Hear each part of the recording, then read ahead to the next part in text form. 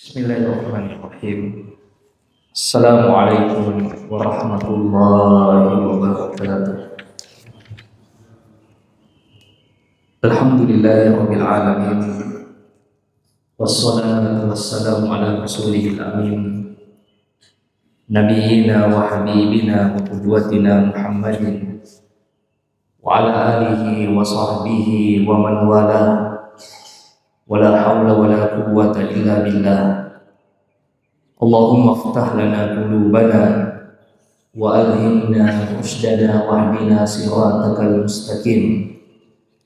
Inna nas'aluka ilman nafi'an wa imanan thabitan wa yaqinan rasikhan wa qalban khashi'an wa lisanan dzakiran wa rizqan halalan thayyiban wa amalan salihan mutaqabbala. Jamaah sekalian hadirin yang dimuliakan Allah Subhanahu wa taala, senantiasa kita memuji dan bersyukur kepada Allah Tabaraka wa taala atas karunia umur dan kesehatan yang masih Allah berikan kepada kita semua, juga taufik dan inayah dari Allah Subhanahu wa taala hingga pada kesempatan ini Allah kumpulkan kita pada keberkahan yang luar biasa. Kita berada di tempat yang terbaik, tempat yang paling dicintai oleh Allah Subhanahu wa taala di atas permukaan bumi ini. Ahabbul biladi ilallahi masajiduha. Tempat yang paling Allah cintai di atas permukaan bumi ini adalah masjid-masjidnya. Bukan cuma tempatnya yang berkah, kita juga berada pada waktu yang berkah, di subuh hari, di pagi hari, waktu di mana Rasulullah SAW mendoakan umatnya, Allahumma barik li ummati fi bukuriha. Ya Allah, berkahilah umatku di waktu pagi atau subuh harinya. Jamaah sekalian, a'azzakumullah. Pada kesempatan ini kita akan memulai mengkaji satu cabang keilmuan di dalam Islam yang dinamakan As-Sirah An-Nabawiyah, perjalanan kenabian. Yang dimaksudkan jamaah sekalian adalah perjalanan kehidupan Nabi Sallallahu Alaihi Wasallam dari sejak beliau lahir sampai wafatnya. Kenapa kita penting untuk belajar tentang perjalanan kehidupan Nabi Shallallahu Alaihi Wasallam? Ini di antara mata pelajaran atau kurikulum pokoknya para sahabat dahulu mendidik murid-murid mereka dan putra-putri mereka. Cucu Nabi Shallallahu Alaihi Wasallam, Ali bin Husain ibnu Ali, yang digelari dengan Zainal Abidin atau As-Sajjad, beliau mengatakan, kunna nu'allam maghaziyar Rasul kama nu'allam suratan minal Quran. Dulu guru kami para sahabat, orang tua kami para sahabat, mengajari kami perjalanan kehidupan Nabi Shallallahu Alaihi Wasallam sebagaimana kami diajari Al-Quran. Jadi para sahabat dulu mendidik murid mereka itu dengan dua kurikulum utama. Yang pertama Al-Quran, yang kedua As-Sirah An-Nabawiyah. Kalau Al-Quran jamaah sekalian, alhamdulillah pada hari ini kita berada di masa Al-Quran itu mendapatkan perhatian yang sudah luar biasa. Apa yang tidak kita dapati dulu 15 atau 20 tahun lalu. Mungkin 15 tahun lalu atau 20 tahun lalu jamaah sekalian, itu masih sangat jarang sekali orang menghafal Quran. Di satu kota, di satu kabupaten itu kalau ada hafal Quran itu pasti terkenal. Saking langkanya orang yang hafal Quran. Paling dalek kalau ada satu misalnya. Sekarang jamaah sekalian, anak-anak kita Tidak sedikit di antara mereka selesai SD, selesai SMP, selesai juga hafalan Qur'annya. Ada dibuka metode-metode menghafal Quran dan ternyata betul itu berhasil. Ada yang setahun hafal Quran, ada program 6 bulan hafal Quran, bahkan ada program 40 hari hafal Quran, dan ternyata banyak yang berhasil. Apa yang kita tidak dapati dulu jamaah sekalian. Ditambah lagi, ya, sekarang banyak perguruan tinggi negeri itu membuka jalur khusus untuk yang hafal Quran, termasuk di Unhas, wakil rektor bagian akademik warga bangga Prof. Muslim, kami pernah cerita, itu dibuka khusus di Fakultas Kedokteran, di jurusan-jurusan favorit yang lainnya ada jalur khusus bagi orang yang hafal Quran, termasuk untuk penerimaan di kepolisian dan tentara. Ada dibuka kadang jalur untuk santri, bahkan mungkin untuk yang hafal Quran. Ini fenomena yang baik. Ini perhatian terhadap Al-Quran yang luar biasa jemaah sekalian yang dimuliakan Allah Subhanahu wa taala. Apa yang kita tidak dapati dulu. Namun ini belum berbanding lurus dengan perhatian kaum muslimin dengan kehidupan Nabi Shallallahu Alaihi Wasallam atau pengetahuan mereka tentang kehidupan Nabi Shallallahu Alaihi Wasallam. Itu kita bisa sensus sendiri, kita bisa cek sendiri. Siapa di antara putra-putri muslimin yang mengetahui cucu-cucunya Nabi Shallallahu Alaihi Wasallam, nama istri-istrinya Nabi Shallallahu Alaihi Wasallam, peristiwa-peristiwa besar yang terjadi pada hidup Nabi Shallallahu Alaihi Wasallam, atau tidak usah tanya orang lain, tanya diri kita masing-masing. Bagaimana tingkat pengetahuan kita terhadap kehidupan Nabi Shallallahu Alaihi Wasallam? Yang kadangkala lebih banyak kaum muslimin yang mengetahui tentang kehidupan public figure daripada kehidupan Nabi Shallallahu Alaihi Wasallam. Kalau tentang kehidupan artis, dia sampai tahu siapa istrinya, kenapa cerai, siapa anaknya, siapa bahkan nama pengasuh anaknya, dengan siapa lagi akan menikah. Itu dia tahu betul. Tapi kalau tentang Nabi Shallallahu Alaihi Wasallam, siapa nama istri-istri Nabi, siapa nama cucu-cucu Nabi Shallallahu Alaihi Wasallam, itu sangat minim sekali jamaah sekalian yang dimuliakan Allah Subhanahu wa taala. Padahal semuanya kita mengaku mencintai Nabi Shallallahu Alaihi Wasallam dan mengaku sebagai umat Rasulullah Shallallahu Alaihi Wasallam. Tidak ada di antara kita kaum muslimin yang tidak mengikrarkan bahwa ia mencintai Nabi Shallallahu Alaihi Wasallam atau mengatakan saya bukan umatnya Rasulullah Shallallahu Alaihi Wasallam. Tidak ada.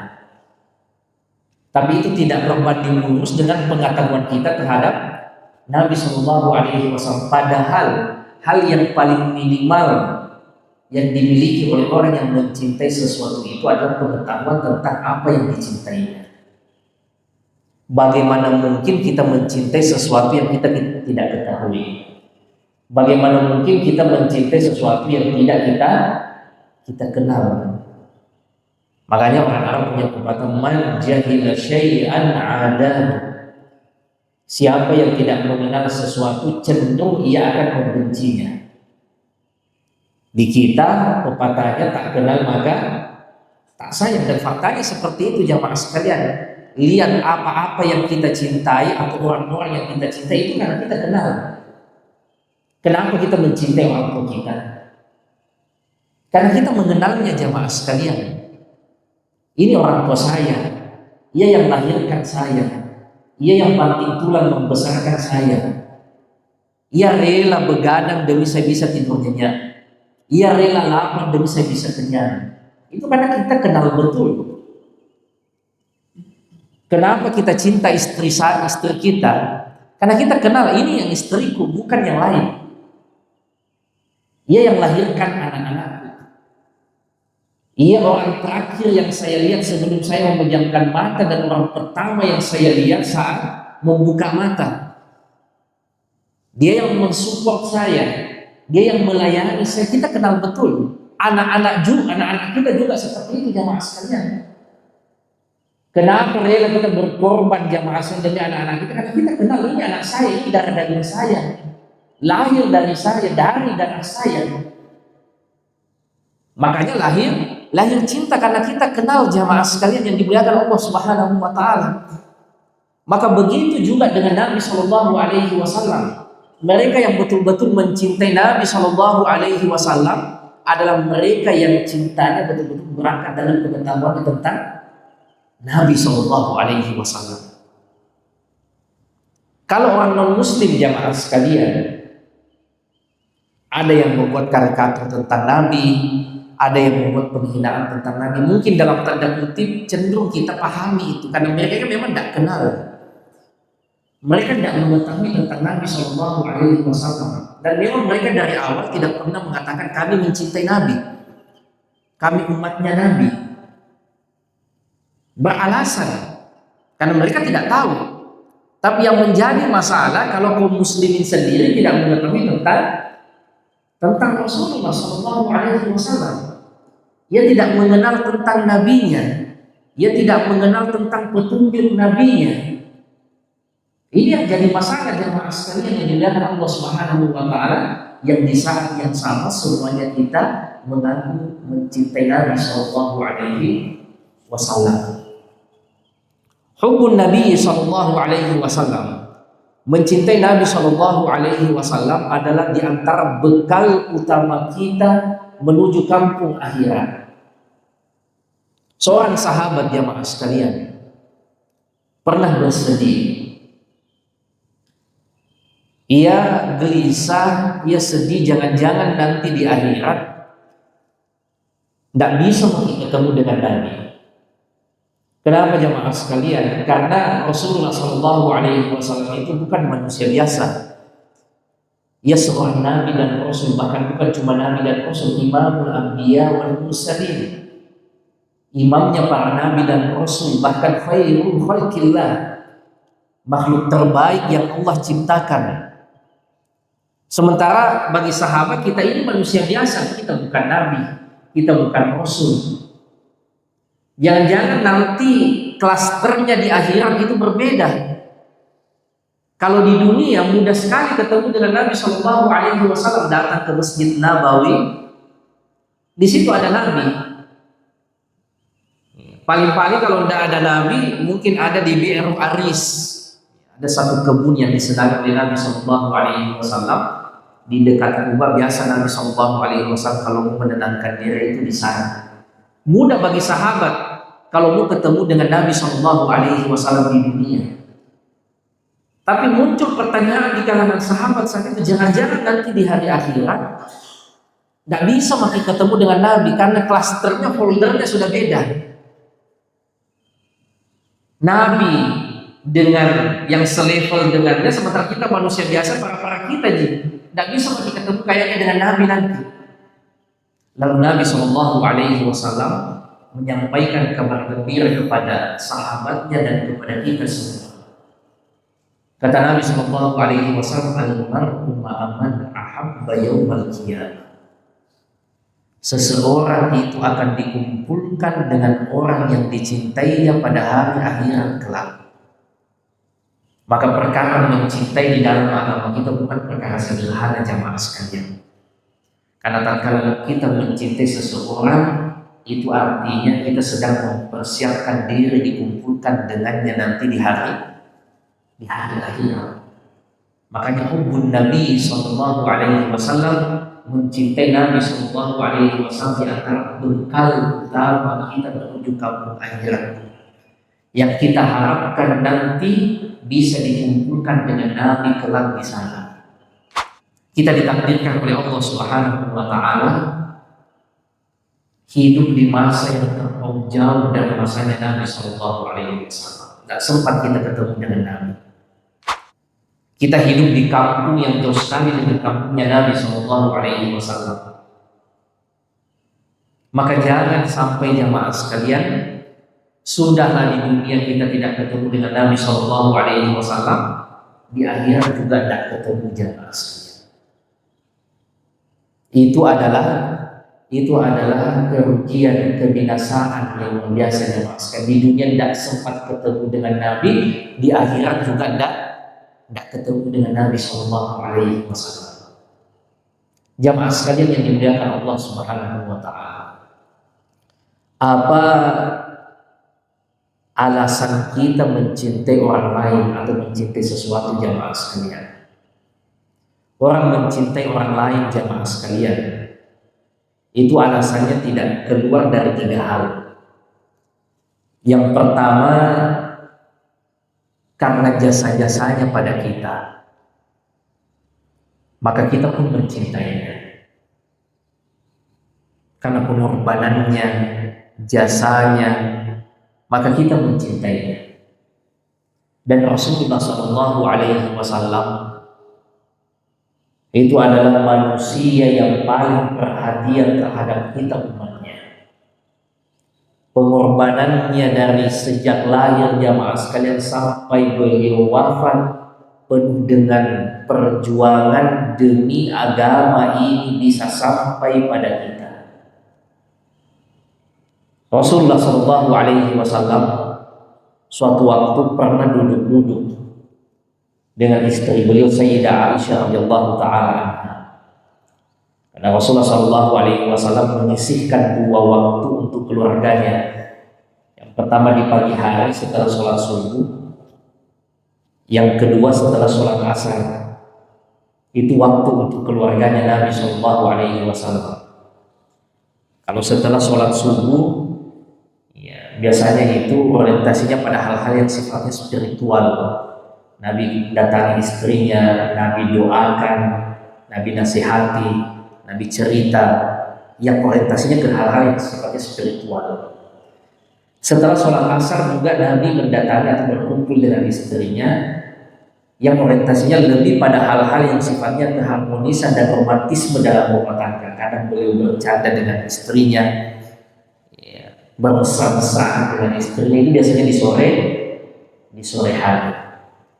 Suatu waktu beliau bersama dengan Sayyidah Aisyah radhiyallahu taala. Tiba-tiba istri Rasulullah Sayyidah Aisyah mengatakan, "Ya Rasulullah, udhullah alaihi." Wahai Rasulullah, tolong doakan saya. Lalu Rasulullah Shallallahu Alaihi Wasallam kemudian mendoakan istrinya. Allahumma ighfir li Aisyah ma taqaddama wa ma qaddamat wa ma akharat wa ma asarrat wa ma a'lanat. Ya Allah, ampuni istri saya, ampuni dosa istri saya Aisyah. Apa yang sudah ia lakukan maupun apa yang belum ia lakukan. Apa yang tersembunyi maupun dosa yang nampak. Maka Sayyidah Aisyah senang sekali jamaah sekalian didoakan oleh Rasulullah. Apalagi doanya bukan doa sembarangan, doa yang merupakan hajat kita yang paling besar. Makanya kebanyakan saat sahabat minta diajarkan doa pada Nabi, kebanyakan Nabi itu mengajarkan doa minta ampunan. Lihat pada bulan Ramadan kemarin jamaah sekalian, saat istrinya juga minta diajarkan doa apa yang diminta kalau Lailatul Qadar. Bukan doa supaya mendapatkan hukuman besar, mendapatkan karir bagus. Apa doa yang diajarkan oleh Rasulullah? Doa ampunan. Allahumma innaka afuwwun tuhibbul afwa fa'fu anni. Sayyidina Abu Bakar juga pernah minta kepada Rasulullah diajarkan doa, satu doa yang diajarkan oleh Rasulullah lagi-lagi istighfar, doa ampunan. Inilah hajat kita yang paling besar kepada Allah. Makanya dalam doa kita jangan pernah alfa minta ampunan, nanti setelah itu minta yang lainnya jamaah sekalian. Syahidnya Sayyidah Aisyah senang sekali didoakan oleh Rasulullah sampai beliau tersenyum, tertawa. Lalu Rasulullah kembali bertanya kepada istri, "Ayah sungguh gitu Pak,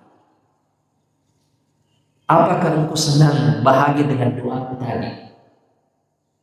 Istrinya Nabi SAW mengatakan, siapa yang tidak senang ya Rasulullah didoakan? Doanya juga bukan doa ringan, tapi doa ampunan yang paling kami butuhkan.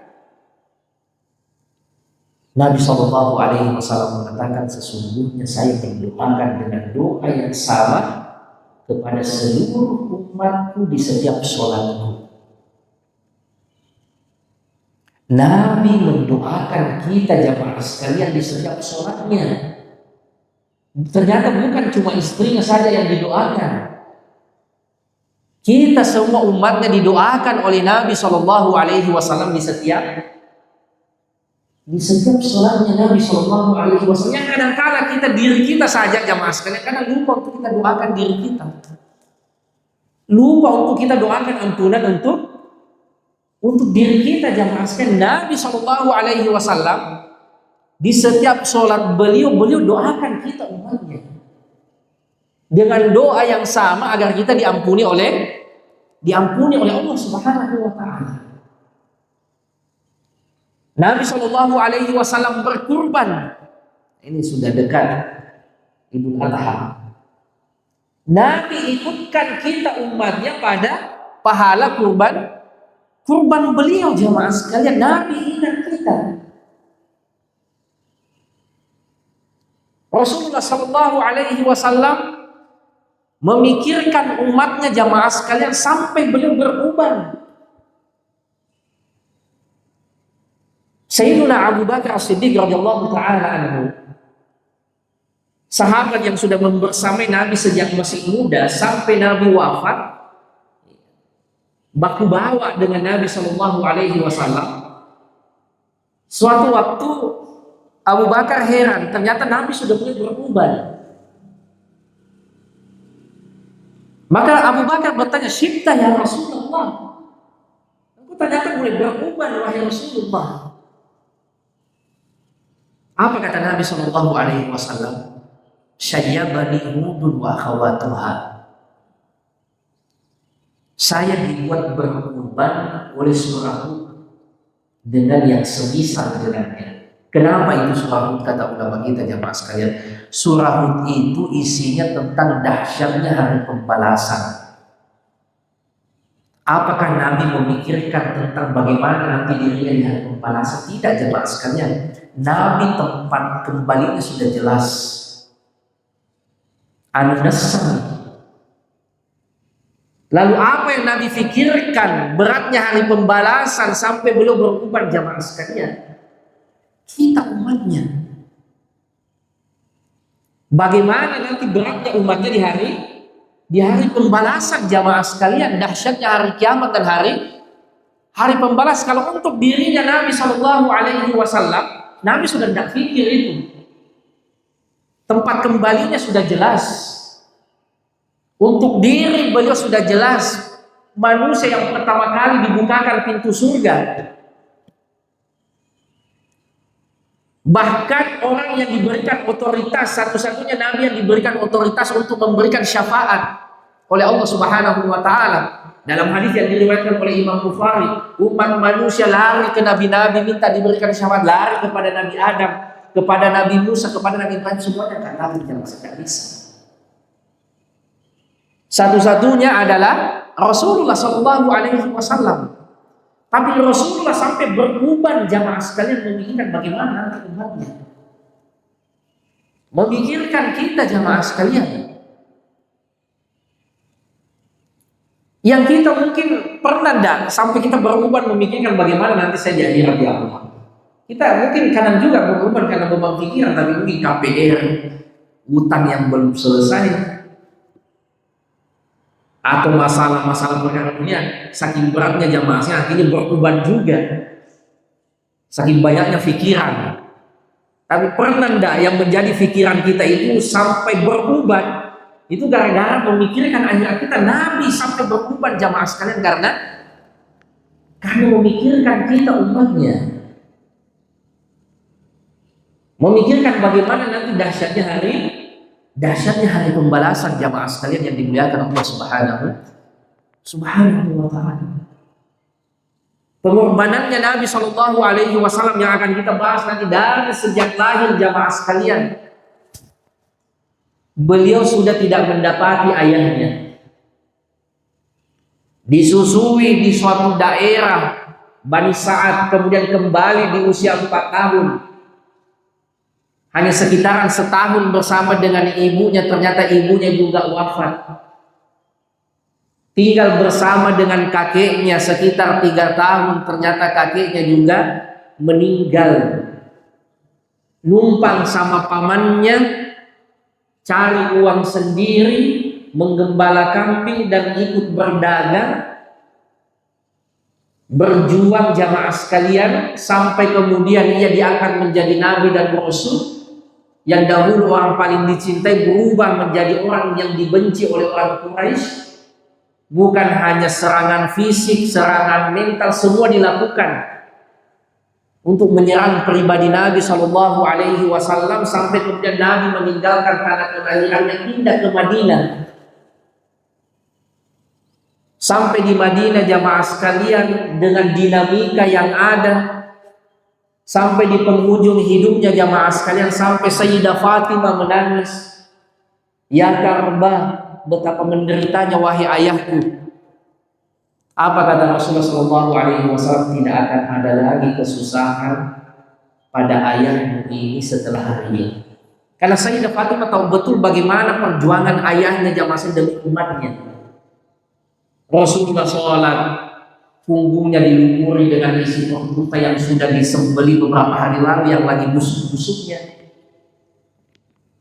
Tidak ada sahabat yang berani datang membersihkan itu kecuali gadis kecil yang bernama Fatimah. Sambil menangis dia bersihkan isi unta ini di punggung Nabi Sallallahu Alaihi Wasallam.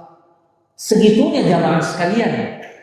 Bukan untuk pribadinya Nabi. Kalau untuk pribadinya Nabi Shallallahu Alaihi Wasallam tidak akan mendapatkan gangguan dari orang Quraisy. Nabi beriman untuk dirinya, Nabi fokus ibadah untuk dirinya. Setelah itu sudah tugasnya di dunia selesai untuk dirinya sendiri. Kenapa Nabi menderita sampai seperti itu jamaah sekalian? Itu kita umatnya. Demi hidayah ini bisa sampai kepada kita jamaah sekalian yang dimuliakan Allah Subhanahu wa ta'ala. Demi risalah ini bisa disebarkan jamaah sekalian yang dimuliakan Allah Subhanahu wa ta'ala. Makanya Nabi Sallallahu Alaihi Wasallam menyebut al-bakhil, orang yang paling sedekah. Kata Nabi Sallallahu Alaihi Wasallam, "Man yuti'u 'inda wa la yusalli 'alaihi wa la yusalli 'alaihi." Orang yang sedekah itu kata Nabi, orang yang mendengar namaku disebut dan tidak tergerak untuk mengirimkan salawat padaku. Nah ini Nabi selalu ingat kita di setiap sholatnya. Giliran kita dengar namanya Rasulullah Sallallahu Alaihi Wasallam disebut, tidak tergerak kita untuk mengirimkan sholat. Minimal kita menyebut Sallallahu Alaihi Wasallam. Itu orang yang paling sedikit kata Nabi. "Ma dzukirtu 'indahu wa la yusalli 'alaihi wa la yusalli 'alaihi." Ini jamaah sekalian, alasan orang mencintai orang lain karena pengorbanannya, karena jasa-jasanya. Dan orang yang paling berjasa dalam hidup kita jamaah sekalian Rasulullah SAW. Kalau orang tua kita berjasa untuk kehidupan dunia kita, dengannya kita bisa hadir di dunia ini, maka Rasulullah SAW bukan hanya untuk keselamatan dunia kita, tapi juga untuk keselamatan akhirat kita. Yang kedua jamaah sekalian yang dimuliakan Allah Subhanahu wa ta'ala, kenapa kita mencintai orang lain? Alasannya itu karena kita dicintai, maka kita juga mencintai balik. Karena kita disayangi, maka kita juga menyayangi jamaah sekalian, dan itulah yang kita rasakan. Rasa cinta orang tua yang luar biasa pada kita, maka kita mencintai orang tua kita. Anak juga mencintai orang tuanya, maka kita juga mencintai anak kita. Maka begitu juga dengan Nabi Sallallahu Alaihi Wasallam yang cintanya pada umatnya jamaah sekalian yang dimuliakan Allah Subhanahu wa ta'ala. Sampai rela yang menderita jamaah sekalian demi cinta pada umatnya itu. Ia doakan kita, ia ikutkan kita di korbannya jamaah saking cintanya Rasulullah Sallallahu Alaihi Wasallam pada kita. maka cintanya harus berbalas jamaah sekalian. Umar bin Khattab radhiyallahu taala anhu pernah datang menemui Nabi Shallallahu Alaihi Wasallam dan menyebutkan, ya Rasulullah, engkau adalah orang yang paling saya cintai melebihi cintaku pada orang tuaku dan anak-anakku. Engkau adalah orang yang paling saya cintai setelah diriku sendiri. Kata Rasulullah, belum wahai Umar, engkau belum betul-betul mencintaiku sebelum engkau mencintaiku melebihi cintamu pada dirimu sendiri. Saat itu juga Umar berhalang cintanya, kalau begitu ya Rasulullah, engkau adalah orang yang paling saya cintai melebihi cintamu pada dirimu sendiri sekalipun. Kata Rasulullah, ya Umar, sekarang baru benar wahai Umar. Orang yang seharusnya mendapatkan porsi cinta kita yang paling besar jamaah sekalian adalah Sayyidina Muhammad SAW, melebihi cinta kita pada orang tua kita jamaah sekalian. Nah, bagaimana mungkin kita sampai pada titik cinta yang seperti itu kalau kita tidak mengenal tentang Nabi SAW? Bagaimana mungkin kita bisa mencintai Nabi seperti itu sebagai manusia yang menjadi orang yang paling kita cintai melebihi cinta kita kepada orang tua kita kalau kita tidak mengenal tentang Nabi Sallallahu Alaihi Wasallam? Maka belajar tentang sirah nabawiyah jamaah sekalian adalah jalan dan modal paling minimal yang kita miliki sebagai bentuk pembuktian cinta kita kepada Nabi Sallallahu Alaihi Wasallam. Yang ketiga jamaah sekalian, alasan biasanya orang mencintai orang lain itu karena fisiknya. Fisiknya itu menarik dan itu manusiawi. Memang dijadikan indah di dalam pandangan manusia, itu senang dengan yang indah-indah. Makanya tidak heran kalau ada orang cari pasangan hidup, dia cari yang cantik. Begitu memang harusnya, begitu memang ya template-nya manusia, default mode-nya manusia itu senang yang cantik, senang yang indah. Itu sudah tertanam. Justru yang aneh kalau ada orang yang tidak senang dengan yang indah. Makanya kata Nabi Shallallahu Alaihi Wasallam, "Ubbiba ilayya minad dunya," dijadikan padaku itu cinta dari urusan dunia, an-nisa waktu, kecenderungan kepada lawan jenis dan menyenangi parfum aroma yang harum. Itu kan default mode-nya manusia.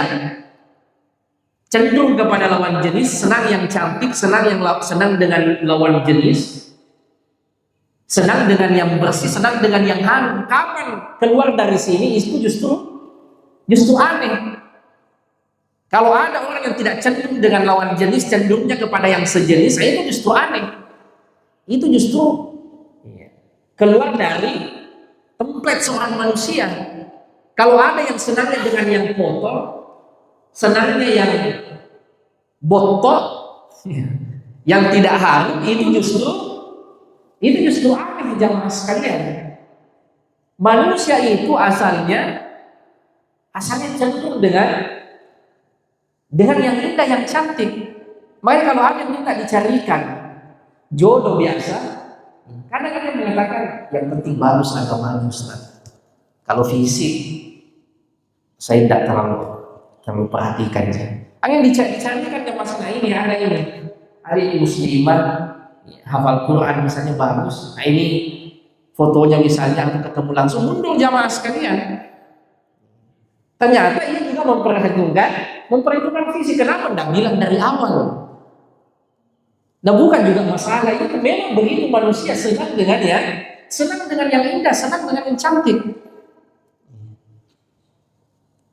Itu diantara alasan kita mencintai orang lain, karena keindahannya, karena cantiknya, karena gagahnya.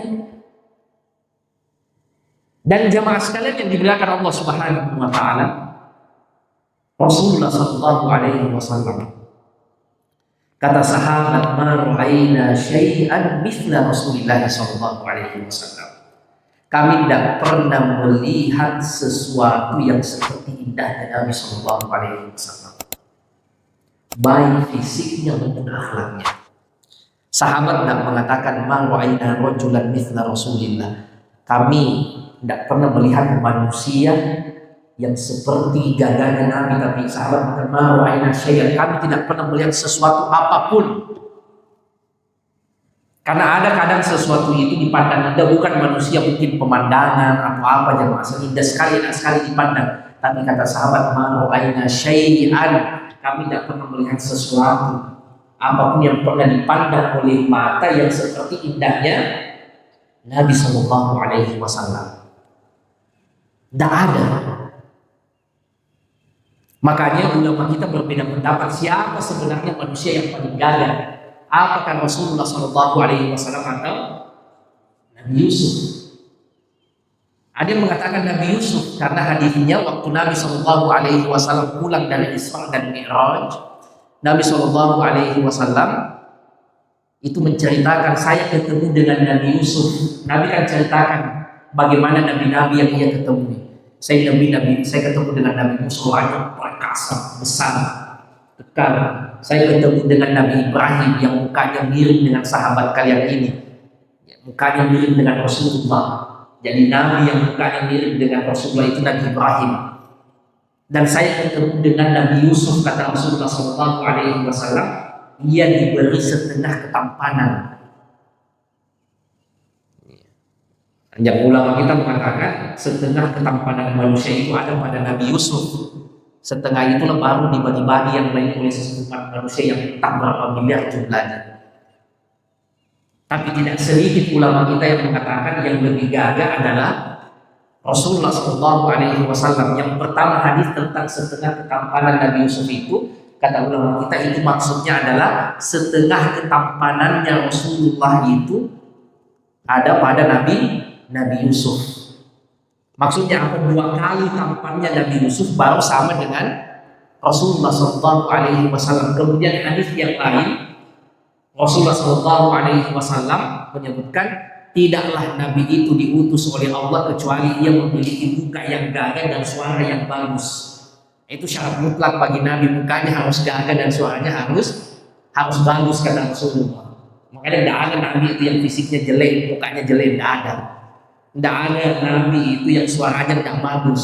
Semua Nabi itu kata Rasulullah mukanya bagus, gagah, dan suaranya indah. Wa nabiyyukum hadza, dan nabi kalian ini adalah ahsanuhum wajhan wa ahsanuhum sautan, alaihi salatu wassalam. Dan nabi kalian inilah yang paling bagus wajahnya dan paling bagus suaranya. Dan itu sesuai dengan persaksian para sahabat. Makanya tidak sedikit ulama kita menyebutkan Rasulullah Shallallahu Alaihi Wasallam itu lebih gagah dari Nabi Yusuf. Sehingga kalau orang mencintai karena fisiknya, jamaah sekalian, itu ada pada Nabi Shallallahu Alaihi Wasallam. Sampai seorang sahabat tatkala memandang Nabi Shallallahu Alaihi Wasallam, keluar dari lisannya apa, jamaah sekalian? Ka'annaka khuliqta kama nasya. Ya Rasulullah, seakan-akan engkau ini dicipta berequest, seakan-akan ini engkau diciptakan sesuai dengan keinginanmu. Karena semuanya betul-betul presisi, jamaah sekalian. Bagaimana rambutnya Nabi tidak lurus kaku, tidak juga keriting tapi berombak. Bagaimana indahnya matanya Nabi, itu kan sudah dikumpulkan hadis-hadisnya oleh ulama kita. Ya, sudah selesai dikaji di masjid mana, di Barokah, di Ukhuwah. Bagaimana dadanya Nabi, bagaimana perutnya Nabi, dari ujung rambut sampai ujung kaki itu sudah disifati. Semua para sahabat jamaah sekalian, tidak ada sama sekali celahnya. Betul-betul perfect dalam perkara fisik, jamaah sekalian. Sampai sahabat mengatakan ka'annaka khuliqta kama tasya, seakan-akan aku ya Rasulullah, aku diciptakan sebagaimana yang aku inginkan. Seakan-akan aku ini diciptakan ini berequest. Kan tidak ada orang diciptakan berequest, jamaah sekalian. Semuanya kan ada karunia Allah. Kita jadi orang Bugis Makassar, kita lahir di Makassar, itu kan tidak pernah kita request sebelumnya. Ya Allah, lahirkan saya sebagai orang Bugis, lahirkan saya di Makassar. Tidak ada. Lahirkan saya sebagai orang Eropa, lahirkan saya sebagai orang Arab, sebagai orang Cina, tidak ada. Semuanya karunia Allah Subhanahu wa Ta'ala. Karena kita tidak pernah ke situ. Makanya tidak bolehnya kita menghina fisik dan suku seseorang, jamaah sekalian, karena itu pemberian Allah. Tidak ada orang yang minta itu. Itu keputusan Allah. Nah, kapan kita celah itu sama dengan kita mencela yang memutuskan itu.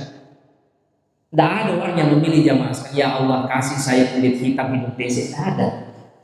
Itu pilihan Allah untuknya, jamaah sekalian. Itu keputusan Allah untuknya. Lain tidak boleh kita mencela fisik orang lain, mencela suku orang lain, jamaah sekalian, karena itu pemberian Allah untuknya. Tidak pernah yang request itu. Tapi Rasulullah SAW, jamaah sekalian, berada pada puncak fisik yang luar biasa. Sampai-sampai sahabat itu menyebut ka'annaka khuliqta kama tasya. Ya Rasulullah, seakan-akan engkau ini diciptakan sebagaimana yang engkau inginkan. Maka semua alasan kita mencintai orang lain karena jasanya, karena cintanya, karena fisiknya, semuanya ada pada Rasulullah SAW. Sampai Sayyidina Ali mengatakan, semakin orang itu mengenali Rasulullah, semakin orang itu masuk dalam kehidupan Rasulullah, semakin ia akan mencintai Rasulullah SAW. Beda dengan kita, jemaah sekalian. Semakin orang kenal dengan kita, kadang-kadang semakin cintanya pudar. Ada kadang orang diidolakan sekali, jemaah sekalian, disuka sekali, tapi setelah kita kenal, masuk dalam kehidupannya, kadang kita mengatakan, oh begini juga paling. Hanya karena tidak ditahunya. Itu kalau kita manusia, jamaah sekalian. Kadang orang menyukai kita karena tidak tahunya di aib-aibkan. Tapi kata Ali bin Abi Thalib, yang sejak kecil hidup bersama dengan Nabi, semakin orang itu kenal dengan Nabi, semakin orang itu masuk dalam kehidupan Nabi, semakin orang itu akan mencintai Rasulullah SAW. Karena kita di kehidupan dunia ini tidak bisa datang menziarahi Nabi, ketemu langsung, melihat mukanya langsung, jamaah sekalian. Maka inilah warisan ulama kita, sirah an-nabawiyah, mempelajari tentang perjalanan kehidupan Nabi SAW, bagaimana Nabi sebagai seorang anak, bagaimana Nabi sebagai seorang menantu, bagaimana Nabi sebagai seorang suami, bagaimana Nabi seorang mertua, bagaimana Nabi sebagai seorang pemimpin, bagaimana Nabi sebagai seorang pedagang, bagaimana Nabi bermuamalah dengan sahabatnya, dan akhlak Nabi SAW, jamaah sekalian. Sisa bagaimana kita bersabar membuka kembali lembaran-lembaran tentang kehidupan Nabi SAW. Kan sekali lagi, jamaah sekalian, hubbun Nabi SAW, cinta kepada Rasulullah SAW, di antara modal besar kita menemui Allah Subhanahu wa Ta'ala, dan mudah-mudahan Allah wafatkan kita di atas cinta kepada Nabi SAW, dan Allah kumpulkan kelak kita bersama dengan Nabi SAW. Saya kira ini, jamaah sekalian, pengantar pada taklim kita pada subuh hari ini. Kalau ada yang mau didiskusikan satu dua pertanyaan, silahkan. Kalau tidak, kita tutup dengan kafaratul majelis. Falyatafaddal mashkura wa ma'jura.